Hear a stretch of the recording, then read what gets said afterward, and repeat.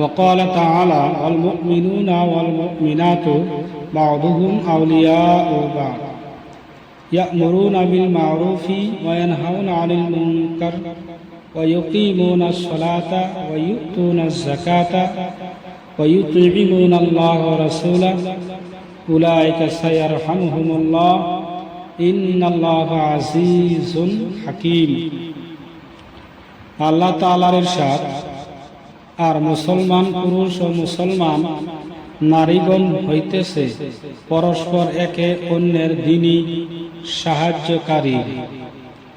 তাহারা নেক কাজের আদেশ করে এবং তাহারা অসৎ কাজ হইতে বারণ করে এবং নামাজের পাবন্দী করে এবং যাকাত আদায় করে এবং আল্লাহ তাআলা ও তাহার রাসূল সাল্লাল্লাহু আলাইহি সাল্লামের আদেশ মানিয়া চলে। এই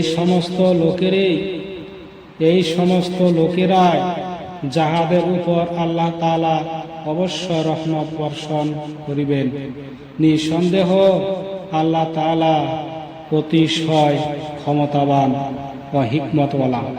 وقال تعالى وتعاونوا على البر والتقوى وتعاونوا على الإثم والعدوان।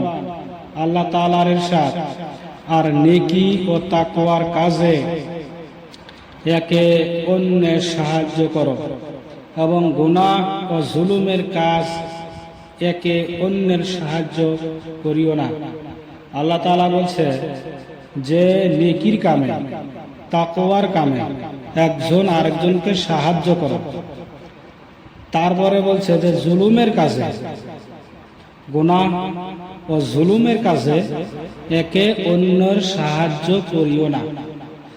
কিন্তু আমরা বেশিরভাগ মানুষই গুনার কাজে মানুষকে সাহায্য করি, জুলুমের কাজে মানুষকে সাহায্য করি, কিন্তু তাকওয়া এবং নেকির কাজে আমরা মানুষকে সাহায্য করি না।